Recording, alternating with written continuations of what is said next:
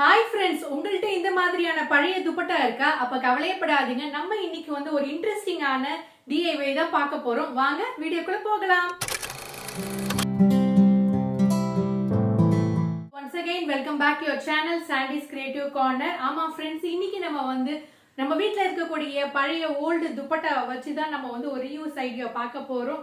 இன்னைக்கு தான் நம்ம சேனலை ஃபர்ஸ்ட் டைம் பார்க்குறவங்களா இருந்தீங்கன்னா மறக்காம நம்ம சேனலை சப்ஸ்கிரைப் பண்ணி வச்சுக்கோங்க. அப்படியே பக்கத்துல இருக்க பெல் ஐகானை பிரஸ் பண்ணீங்கன்னா நோட்டிபிகேஷன்ல என்னோட சேனலோட வீடியோஸ் எல்லாமே உடனுக்குடன் வந்துடும். இனி வாங்க எப்படி டிஐஒய் செய்யறதுன்னு பார்க்கலாம். ஃப்ரெண்ட்ஸ், என்கிட்ட இந்த வெளுத்து போன துப்பட்டாவை வச்சு என்ன பண்ணுறதுன்னு தெரியல. அதுக்காக நான் யோசிச்ச போது தான் எனக்கு இந்த மாதிரி ஒரு ஐடியா தோணுச்சு. ஃபஸ்ட்டு நான் என்ன பண்ண போகிறேன்னா இந்த துப்பட்டாவை சின்ன சின்னதாக நான் ஸ்லிட் பண்ணி கிழிக்க போகிறேன். இந்த ஃபுல் லென்த்து துப்பட்டாவை அப்படியே நம்ம கட் பண்ணி எடுத்துக்க போகிறோம். இப்போ பாருங்கள் எப்படி செய்கிறேன்ட்டுன்னு. இந்த மாதிரி சின்ன சின்னதாக அந்த டாப்லேருந்து அப்படியே கிழிச்சிக்கிறேன். சின்னதாக ஸ்லிட் கொடுத்துட்டு இந்த மாதிரி ஒன்று ஒன்றா லாங் ரிப்பன் மாதிரி நான் கட் பண்ணி எடுத்துக்கிட்டேன். பாருங்கள், உங்களுக்கு ஒரு துப்பட்டாவில் எவ்வளோ ஸ்ட்ரிப் கிடைக்குதோ அந்த அளவுக்கு நீங்கள் கட் பண்ணிக்கோங்க. தோராயமாக எனக்கு இந்த 2 துப்பட்டாலையும் இந்த அளவுக்கு குவான்டிட்டி கிடச்சிது. ரிப்பன் மாதிரி எல்லாத்தையும் நீட்டாக அப்படியே கட் பண்ணிக்கினேன். நீங்கள் இதே மெத்தடை உங்களுடைய ஓல்டு சாரியில் கூட பண்ணிக்கலாம். இப்போ என்ன பண்ண போகிறோம்னா நம்ம இந்த 3த்தையும் நம்ம சேர்த்து ஒரு நாட் போட போகிறோம். ரொம்ப சிம்பிள் தான். உங்களுக்கு எந்த கலர் காம்பினேஷன் பிடிக்குதோ அந்த மாதிரி ஒரு 3 ஸ்ட்ரிப் எடுத்துகிட்டு அதை நீங்கள் நாட் போட்டுக்கோங்க. அப்புறம் இந்த மாதிரியான ஒரு கிளிப்பில் மாட்டிக்கோங்க. மாட்டிட்டு அதை ஒரு டேபிளை ஃபிக்ஸ் பண்ணிவிடுங்க.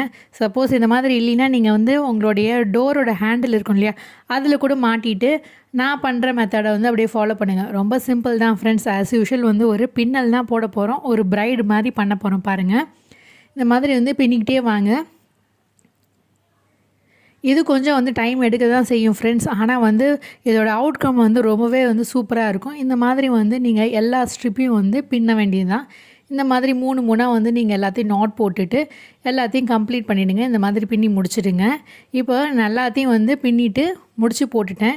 இதே மாதிரி நான் 2 துப்பட்டாவையும் கட் பண்ணிவிட்டு எல்லாத்தையும் 3 அட்டாச் பண்ணி பின்னல் பண்ணிவிட்டு ரெடி பண்ணிவிட்டு உங்களுக்கு எப்படி இருக்குதுன்னு காட்டுறேன். பாருங்கள் ஃப்ரெண்ட்ஸ், இப்போ எல்லாத்தையும் நான் ஒரு நாட் போட்டுட்டு பின்னல் மாதிரி ரெடி பண்ணிட்டேன். ஆல்மோஸ்ட் எனக்கு பார்த்திங்கன்னா ஒரு 7லேருந்து 8 பீஸ் கிடச்சிது ஃப்ரெண்ட்ஸ். இப்போ இதை வச்சு தான் நம்ம என்ன பண்ண போகிறோன்னா ஒரு நல்ல மொத்தமான நூலை கோத்துக்கோங்க. நான் இன்றைக்கி அந்த லான் த்ரெட் எடுத்திருக்கேன். இந்த ரைஸ் பேக்லாம் ஸ்டிச் பண்ணுவோம்ல அந்த த்ரெட்டு. சப்போஸ் உங்கள்கிட்ட இல்லைன்னா நீங்கள் இந்த பைண்டிங் நூலோ இல்லை உள்ளன் த்ரெட்டோ எடுத்துக்கோங்க, கொஞ்சம் திக்கான த்ரெட்டு. அதுக்கப்புறம் நம்ம முடிச்சு போட்ட இடத்துலேருந்து நம்ம தைக்க ஆரம்பிக்க வேண்டியது தான். இந்த மாதிரி ஃபஸ்ட்டு ஆரம்பித்த இடத்துல 2-3 தையல் போட்டுட்டு அப்படியே நம்ம சுற்றி தைச்சிட்டே வர வேண்டியது தான். பாருங்கள்,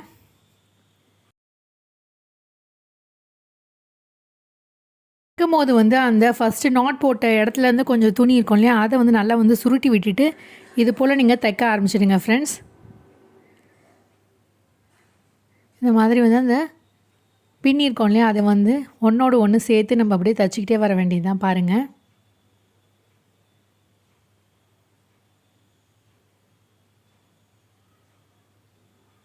இது பின்னுறது தான் உங்களுக்கு கொஞ்சம் டைம் எடுக்கும். மற்றபடி பார்த்திங்கன்னா இந்த மாதிரி ஸ்டிச் பண்ணுறதுக்கு உங்களுக்கு பார்த்திங்கன்னா ஒரு 10 நிமிஷத்துலேருந்து 15 மினிட்ஸ்க்குள்ளே அழகாக நீங்கள் ரெடி பண்ணிடலாம் ஃப்ரெண்ட்ஸ். இப்போ பாருங்கள், இந்த பிரைடையும் சேர்த்து நான் தையல் போடுறேன். இந்த பின்னிருக்கோம் இல்லையா அந்த இடத்துல தையல் போட்டுகிட்டே வரேன். அப்படியே சுற்றி தைச்சிட்டே வாங்க.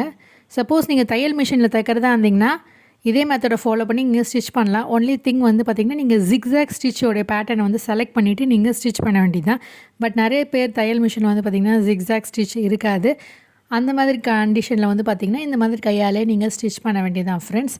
சப்போஸ் உங்கள்கிட்ட பார்த்திங்கன்னா இந்த எலக்ட்ரானிக் மிஷின் இருக்குது அப்படின்ற மாதிரி இருந்திங்கன்னா நீங்கள் ஜிக்ஸாக்ஸ் பேட்டர்ன் செலக்ட் பண்ணிவிட்டு நீங்கள் அழகாக ஸ்டிச் பண்ணிடலாம். கொஞ்சம் மொத்தமான துணியாக இருக்கனால பார்த்திங்கன்னா அதோடைய அந்த ஸ்டிச்சிங் ஸ்ட்ரென்த்து அந்த டென்ஷன் ஸ்ட்ரென்த்தையும் நீங்கள் மாற்றிக்கோங்க.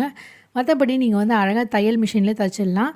இல்லாத பட்சத்தில் இந்த மாதிரி அழகாக நீங்கள் கையாலே தைச்சிடுங்க ஃப்ரெண்ட்ஸ். இப்போ நான் பார்த்திங்கன்னா கையால் தான் தைச்சிருக்கேன். ஆல்மோஸ்ட் பாதி கம்ப்ளீட் பண்ணிட்டேன். இந்த எண்டில் வரும்போது அடுத்த கிளாத்தை எப்படி ஜாயின் பண்ணுறது அப்படின்னு பார்ப்போம். இங்கே பாருங்கள், இதை முடிச்சு போட்டிருக்கோம்ல அந்த இடத்துல சேர்த்து நல்லா 2-3 தையல் போட்டுட்டு அந்த எக்ஸஸாக இருக்கக்கூடிய கிளாத்தை கட் பண்ணிட்டேன்.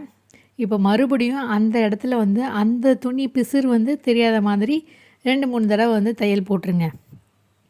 இப்படி தைச்சதுக்கப்புறம் இன்னொரு கிளாத்தை நம்ம எடுத்துக்கலாம்.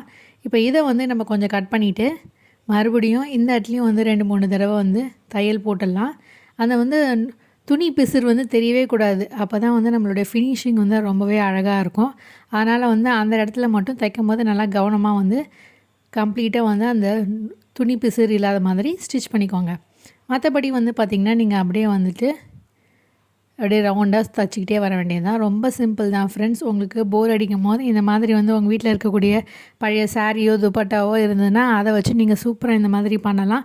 பார்க்குறதுக்கு வந்து ரொம்பவே அழகாக இருக்கும். இதை வந்து நம்ம வந்து சூப்பராக வந்து எல்லாத்துக்குமே பயன்படுத்திக்கலாம். இதோட அவுட்கம் எப்படி இருக்குதுன்னு நான் கடைசியாக காட்டுறேன் பாருங்கள். இப்படியே ஸ்டிச் பண்ணிகிட்டே வாங்க.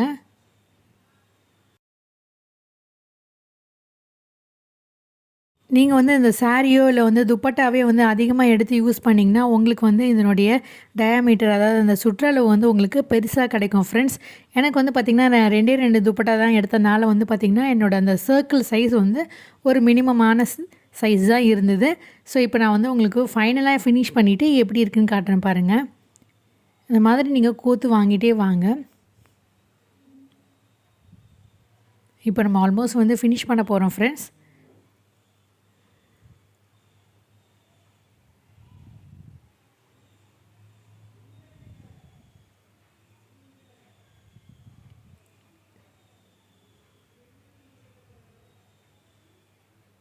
அவ்வளோதான் ஃப்ரெண்ட்ஸ், நம்ம வந்து எண்டு ஸ்டேஜுக்கு வந்துட்டோம். இந்த இடத்துல இருக்கக்கூடிய எக்ஸஸாக இருக்கக்கூடிய கிளாத்தை கட் பண்ணிவிட்டு மறுபடியும் நம்ம ஃபஸ்ட்டு பண்ணோம் இல்லையா, ஜாயின் பண்ணும்போது எப்படி ஸ்டிச் பண்ணோமோ அதே மாதிரி அந்த கிளாத்தோட வந்து ரா எட்ஜஸ்லாம் வந்து தெரியாத மாதிரி வந்து நல்லா வந்து ரோல் பண்ணி 2-3 தடவை வந்து டைட்டாக நாட் போட்டு செக்யூர் பண்ணிவிடுங்க, ஸ்டிச் பண்ணிவிடுங்க.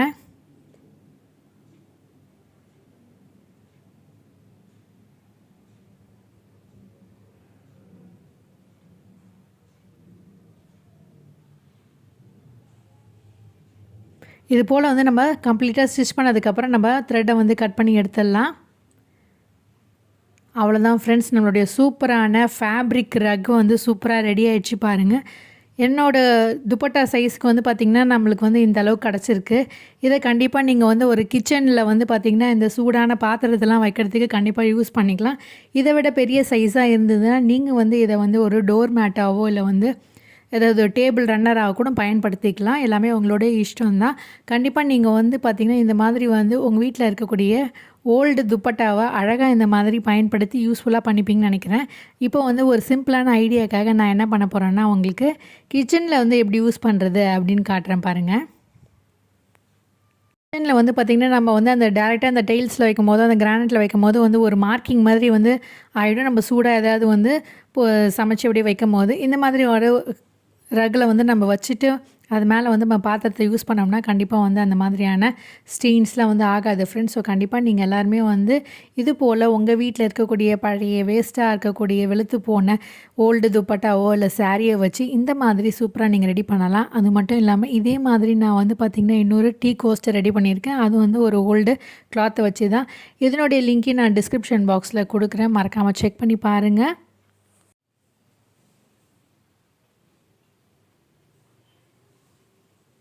ஐ ஹோப் இந்த ஐடியா உங்களுக்கு கண்டிப்பாக பிடிச்சிருக்கும்னு நினைக்கிறேன் ஃப்ரெண்ட்ஸ். ஸோ பிடிச்சிருந்தா கண்டிப்பாக ட்ரை பண்ணி பார்த்துட்டு எப்படி இருக்குன்னு மறக்காமல் வந்து கமெண்ட் செக்ஷனில் கமெண்ட் பண்ணுங்கள். It means a lot to me.